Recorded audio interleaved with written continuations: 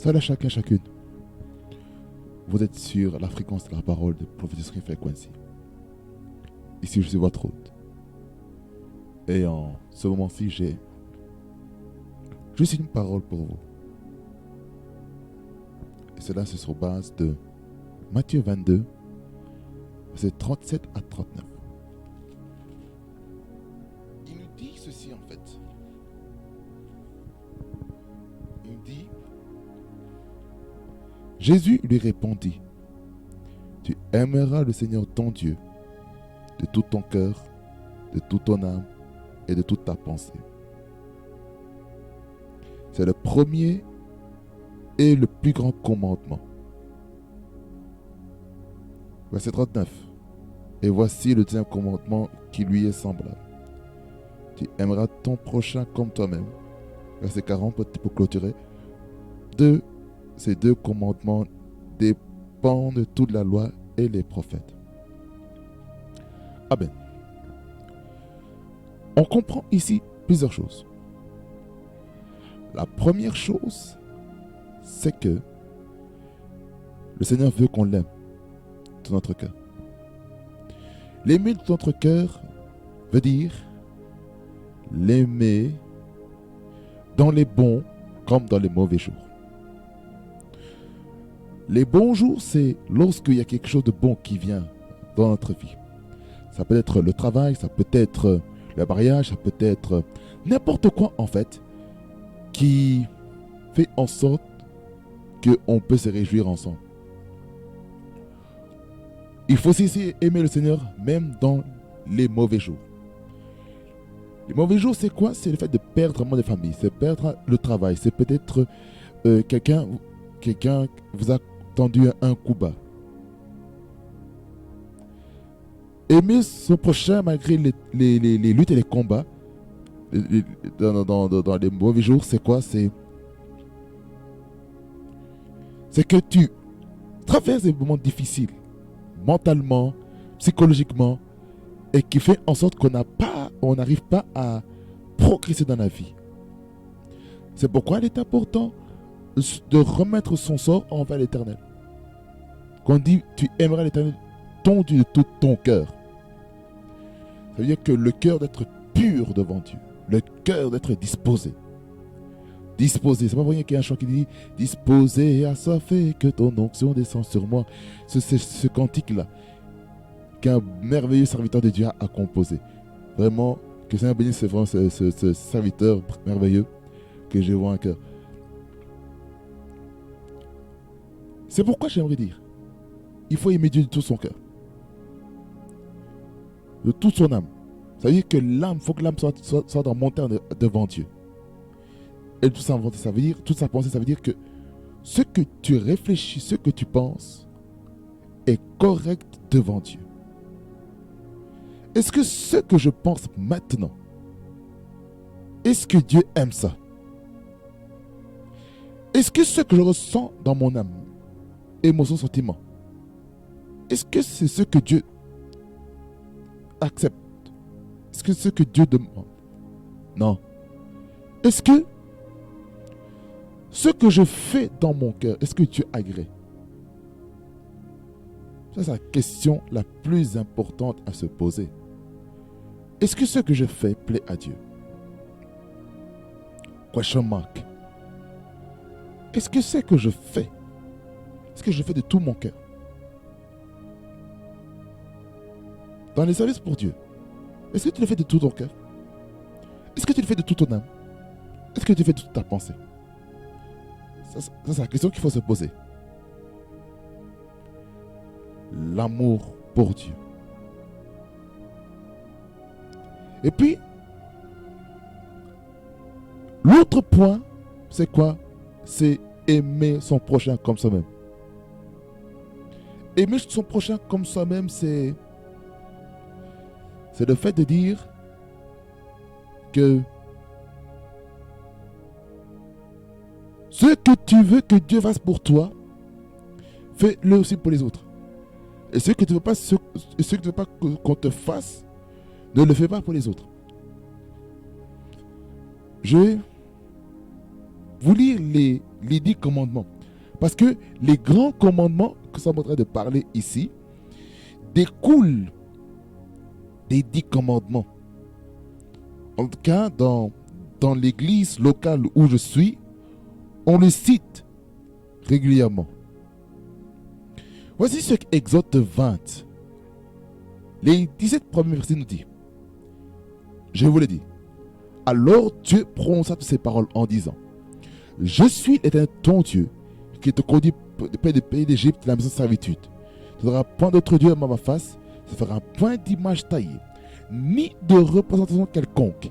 Les choses qui sont en haut dans les cieux, qui sont en bas sur la terre, et qui ont les opaques la terre. Tu ne te prosterneras point devant elles, et te les serviras point. Car moi, l'Éternel ton Dieu, je suis un Dieu jaloux, qui punit l'iniquité des pères sur les enfants, jusqu'à la 3e, la 4e génération de ceux qui m'haïssent, et qui fait miséricorde jusqu'à mes générations à ceux qui m'aiment et qui aiment mes commandements. Tu ne prendras point le nom de ton Dieu en vain, car moi, l'Éternel ton Dieu, je vais relire un petit peu, parce que je perds un peu le fil. Le verset 5, il dit: Tu ne prosterneras point devant elle et ne serviras point. Car moi, ton Dieu, je suis un Dieu jaloux qui punit l'iniquité des pères sur les enfants, jusqu'à la 3e et la 4e génération, c'est comme Maïs, et qui fait miséricorde, et qui fait miséricorde jusqu'à mes générations, c'est qui me garde mes commandements. Ne prendra point le nom de ton Dieu en vain, car il ne sera point puni celui qui prendra son nom en vain. Souviens-toi du jour de repos, verset 8, pour le sanctifier. Tu travailleras 6 jours, et tu feras tout ton ouvrage. Mais le 7e jour est le jour de repos de l'Éternel ton Dieu. Tu ne feras aucun ouvrage, ni toi, ni ton fils, ni ta fille, ni ton serviteur, ni ta servante, ni ton bétail, ni l'étranger qui est dans tes portes. 46 jours, l'Éternel a fait les cieux, la terre et la mer, et tout ce qui est contenu. Et il s'est reposé le 7e jour. C'est pourquoi l'Éternel a béni le jour de repos et l'a sanctifié. Honore ton père et ta mère, afin que tes jours se prolongent dans les pays qu'Éternel ton Dieu te donne. Tu ne tueras point, ne commettras pas d'adultère, ne dévoreras point, tu ne commettras point de faute de manège contre ton prochain, tu ne convoiteras pas la maison de ton prochain, tu ne convoiteras pas la femme de ton prochain, ni son serviteur, ni sa servante, ni son bœuf, ni son âne, ni aucune chose qui appartient à son prochain. Amen. Ce sont les 17 premiers versets. Vous savez, comment aimer Dieu de tout notre cœur, de notre âme, de notre force et de notre pensée? Il faut comprendre ceci, que dans les 10 commandements, on nous montre des choses qui nous permettent d'aimer Dieu efficacement. Pour aimer Dieu efficacement, vous savez ce que Dieu nous demande? Il demande de ne pas voir quelque chose, au verset 3, qui dit: Tu n'auras pas d'autre Dieu devant ma face. Tu ne feras pas d'image taillée, ni de représentation quelconque des choses qui sont en haut dans les cieux, qui sont en bas sur la terre, et qui sont les autres pas que la terre. Tu ne te prosterneras point devant elle et ne serviras point, comme tu as entendu, je suis un Dieu jaloux qui punit l'iniquité des pères et des enfants, jusqu'à la 3e et la 4e génération de ceux qui me haïssent, et qui fait miséricorde jusqu'à mes générations, c'est quand même garde mes commandements. Donc ici, on voit que pour aimer Dieu de tout son cœur, de toute son âme, de sa force, de sa pensée, premièrement, nous devons enlever toute divinité qui est contraire à notre Dieu. Tout type de divinité. Des choses qui n'est pas de Dieu, on doit le mettre de côté. Deuxièmement, nous devons faire attention au culte que nous rendons. Est-ce que le culte qu'on rend, est-ce que c'est à Dieu ou c'est à soi-même? Parce que le culte de la personnalité, le culte de soi, peut être un obstacle, peut être devenu une idole. On parle d'image taillée. Là, on parle littéralement, comme aussi de manière figurative. L'idole, ça peut être le téléphone. L'idole, ça peut être les réseaux sociaux. L'idole, ça peut être une relation. L'idole, ça peut être n'importe quelle chose qui remplace la place de Dieu dans votre vie. C'est quoi aussi que Dieu nous demande? Il nous demande aussi, au verset 7, de ne pas prendre son nom en vain. Dieu ne veut pas qu'on dise le nom de Dieu à la légère. Parce que son nom est sacré. Son nom est puissant. Et puisque son nom est puissant, Nous ne devons pas être des enfants de Dieu qui abusent du nom de Dieu. Nous devons tout faire pour que le nom de Dieu soit glorifié. Il ne faut pas que ce qu'on dit dans nos bouches puisse amener un jugement de Dieu. Donc faire très attention. Mal utiliser le nom de Dieu. Ça veut dire aussi dire des choses que Dieu n'a pas dit. Ça, c'est utiliser le nom de Dieu en vain. C'est pour ça que nous devons faire très attention avec ça. Très attention. À ne pas dire des choses qui sont au contraire de ce que Dieu veut. C'est pourquoi utilisons le nom de Dieu avec révélation, avec révérence. Lorsqu'on nous révèle le nom de Dieu, là, on va manifester l'amour qu'on a pour lui. Alors, soyons très prudents avec ce qu'on fait avec le nom de Dieu. Le verset 8, on voit ici la place du repos. Dieu veut qu'on puisse se reposer. Se reposer pourquoi? Afin de dédier cette journée à Dieu. Dans la culture juive, ce qui s'est passé, le jour de repos était un jour où personne ne faisait une activité quelconque. Personne ne faisait de business. Tout le monde était en famille. Tout le monde allait à la synagogue pour être enseigné. Parce que c'était toute la journée. C'est le Shabbat. Le Shabbat qui est le samedi. C'est pas pour rien que dans le calendrier, le samedi est souvent écrit sabado, sabato. Je ne sais pas si c'est en italien, en espagnol ou en portugais, qui parle du sabbat. Donc on comprend que le samedi, sur le calendrier juif, c'est le jour du repos.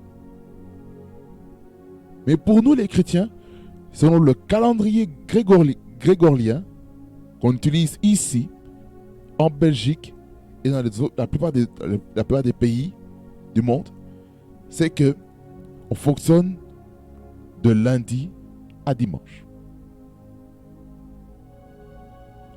Calendrier grégorien ou grégorien. Je ne sais pas comment ça se prononce, mais vous comprenez. Grégorien. Parce qu'il y a le calendrier juif, il y a le calendrier chinois. Donc il y a l'année juive, il y a l'année chinoise, il y a le calendrier, il y a le calendrier grégorien qu'on utilise de janvier à décembre. Voilà quoi. Donc Dieu veut vraiment qu'on puisse se reposer.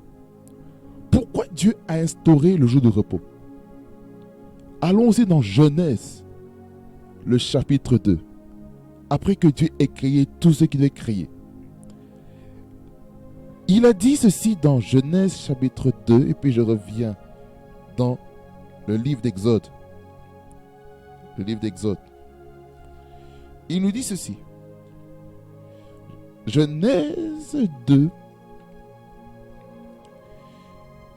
Le verset 1er à 3. Il dit: ainsi furent achevés les cieux et la terre et toute leur armée.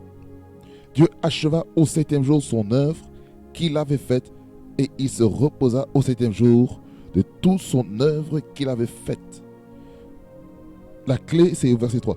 Dieu bénit le 7e jour et il le sanctifia parce qu'en ce jour, il se reposa de toute son œuvre qu'il avait créée en la faisant. Donc ça veut dire ceci que il faut qu'on ait au moins un jour où nous nous reposons. Il faut un jour dans lequel il faut se reposer. Il ne faut pas qu'il y ait des jours, par exemple, qu'on puisse travailler comme ça. Non, il faut le repos. Le Seigneur veut qu'on se repose. Lorsqu'on a travaillé pendant, dans certains endroits c'est 5 jours, dans certains c'est 6. Et certains, on offre 2 jours de congé, certains, on offre 3 jours de congé. Et pourquoi le congé est là? Le congé est là afin qu'on puisse se restaurer. on ne peut pas travailler comme ça du 1er au 30 sans repos. Parce que ton corps va craquer. C'est pas pour rien que Dieu a instauré le jour de repos. C'est pour que le corps puisse récupérer de l'œuvre qu'il a fait. Non seulement pour récupérer de l'œuvre qu'il a fait, il a aussi créé le jour de repos pour qu'on puisse le louer, l'adorer en esprit, en vérité, dans toute la plénitude. Afin qu'il n'y ait pas quelque chose qui puisse se mettre entre lui et nous, les hommes. Et après la relation avec Dieu, il veut qu'au jour de repos, qu'on puisse avoir aussi des temps de qualité avec la famille. Vous voyez? C'est important, hein? C'est important d'avoir temps de repos en famille. C'est pour ça que Dieu nous impose ce jour de repos. Maintenant, allons du côté, le deuxième point sur aimer notre prochain comme soi-même. Ça veut dire, au verset 12, la relation avec les hommes, aimez votre prochain comme soi-même. Verset 12, il dit, honore ton père et ta mère, afin que tes jours se prolongent dans les pays que l'Éternel te donne. Qu'est-ce que ça veut dire? La première chose que Dieu nous demande par rapport à la relation avec les hommes, c'est que, en tant qu'enfants qui naissons d'une famille, nous devons honorer nos parents. Honorer nos pères et nos mères. Qu'ils soient bons ou méchants. Nous devons les honorer. Nous devons les honorer. On n'a pas de choix. Vous voulez vivre longtemps sur la terre? Honorez les parents. Pour nous, la jeune génération, nous devons honorer nos parents. On n'a pas le choix. On n'a pas le choix. Nous devons honorer nos pères, nos mères. Comment honorer? Comment honorer? La version Bible du Semeur utilise le mot vénérer, révérer plutôt, révérer les parents. La version parole de vie ou parole vivante, elle parle de respecter les parents. Donc l'honneur, c'est un respect manifeste envers les parents. Comment on honore les parents? On peut honorer les parents par le fait qu'on a organisé une fête pour eux. On peut honorer les parents par une fête surprise. On peut honorer les parents par un cadeau, par peut-être un dîner entre les parents. Afin de dire voilà, on a réservé une table pour vous au restaurant. Allez manger en amoureux. Ça honore. Il dit waouh, nos enfants ont fait ça. Waouh, on est béni pour ça. Vous comprenez? La place de l'honneur. Maintenant, vous comprenez pourquoi aujourd'hui, il y a des centenaires parce qu'ils ont respecté le principe de l'honneur. Ceux qui ne respectent pas le principe de l'honneur ne vivra pas longtemps. C'est triste à dire, hein? Mais beaucoup de jeunes meurent trop tôt parce qu'ils n'honorent pas les parents. Beaucoup de jeunes aujourd'hui sont comme des vagabonds. Pourquoi? Parce qu'on n'a pas honoré les parents. Il faut honorer les parents.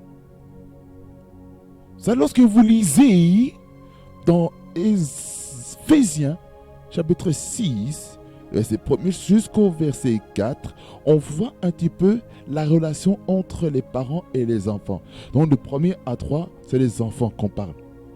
Le verset 1er dit, enfants, obéissez à vos parents, comme au Seigneur, car cela est juste.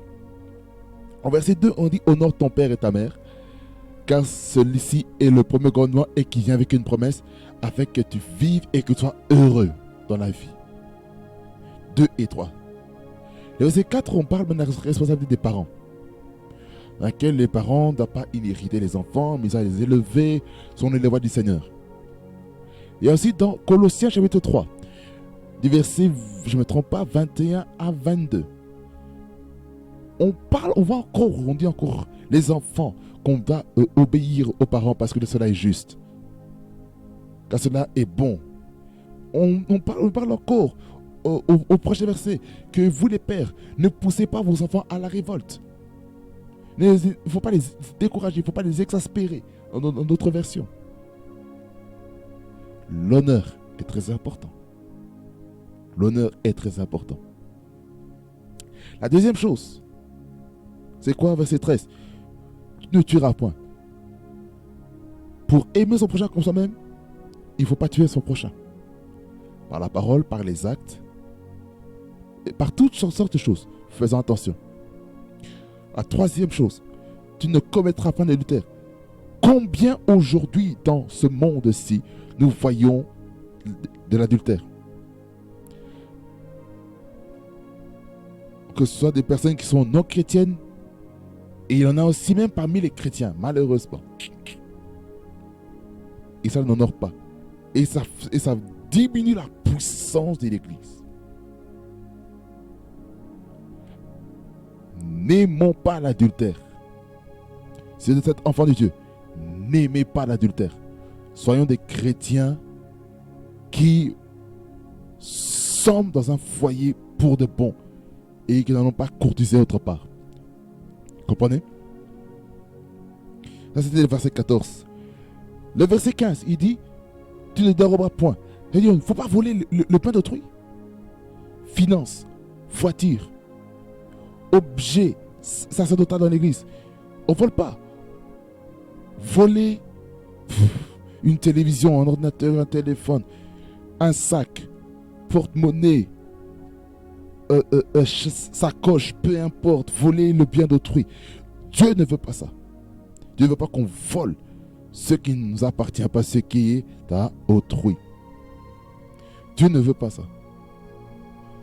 Et c'est comme ça que certaines personnes se trouvent vraiment dans des problèmes parce que ils ont volé et ils ont amené le sceau du jugement sur leur maison.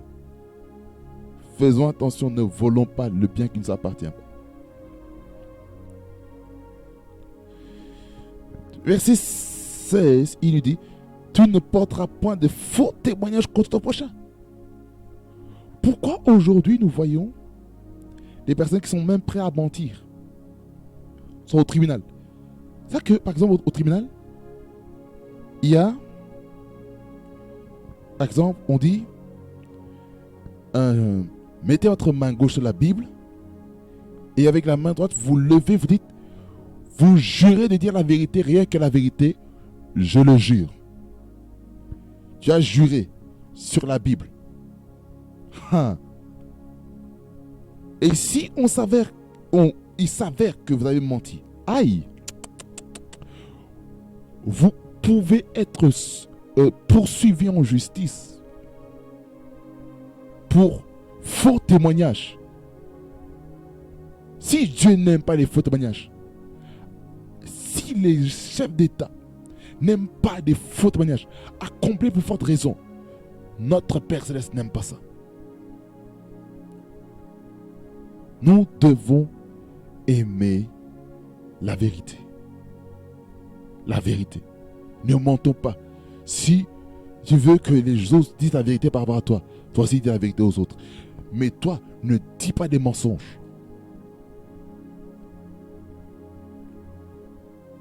Attention, il y a certaines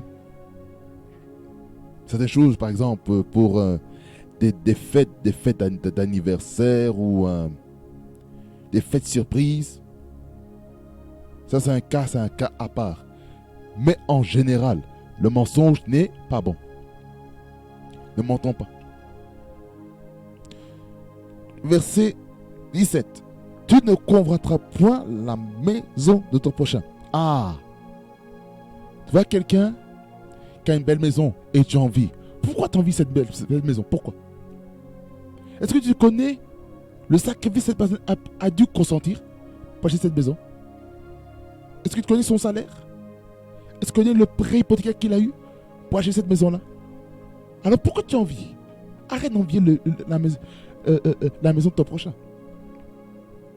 Tu ne convoiteras point la femme de ton prochain. Ah, tu as un ami qui vient avec une belle femme. Tu la vois, tu veux la courtiser, tu veux essayer d'avoir des avances. Tu veux faire des choses en cachette.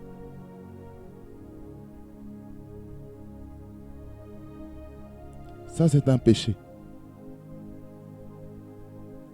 Dieu ne veut pas que lorsque tu vois la femme de ton frère, de ta soeur, quand on dit prochain, ça peut être belle-sœur, ça peut être la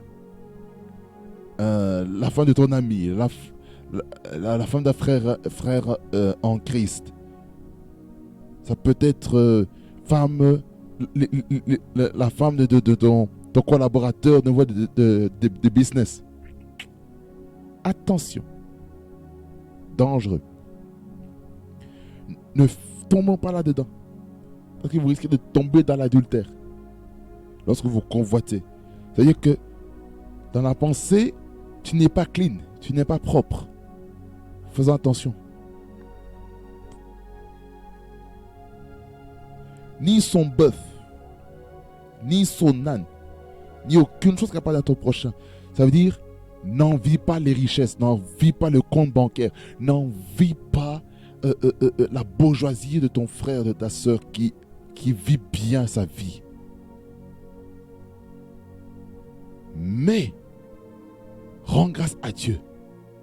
Réjouis-toi pour cette personne, pour ton frère, pour ta soeur, qui s'établit bien financièrement. Et tu verras si Dieu n'ouvrira pas les écluses des cieux pour toi. Alors,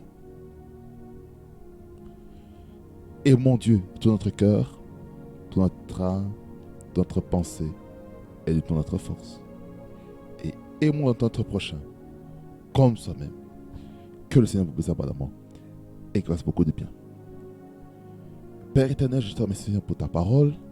Je prie Seigneur que tu bénisses quelqu'un dans son écran, sur YouTube, le professeur Frequency. Je prie Seigneur que ta main le touche et le visite au nom de Jésus-Christ. Et je prie Dieu Tout-Puissant que tu aides quelqu'un à avoir une bonne relation avec toi. Et avoir aussi une bonne relation avec son prochain. Afin de montrer aux autres qui est notre Dieu. Pour la gloire de ton Saint-Nom. Au nom de Jésus. Merci parce que tu le fais. Le Dieu qui veut qu'on respecte ce qui est écrit dans la parole. Merci parce que ta parole elle est bénie. Ta parole impacte. Tu es le Dieu de grâce, le Dieu des prodiges. Au nom de Jésus-Christ, que j'ai ainsi prié. Amen, amen, amen, amen. Nous arrivons à la fin de notre programme de la fréquence de la parole. Que ça vous plaise abondamment et qu'il fasse beaucoup de bien. N'oubliez pas de commenter, de liker, d'activer la cloche de notification, de partager la vidéo et vous verrez que le Seigneur va faire beaucoup de bien. Et je sais que si bénir quelqu'un aussi dans les nations, soyez bénis. Prophétisez Frequency, la fréquence est près du trône de Dieu. Soyez bénis et restez connectés car le meilleur est à venir.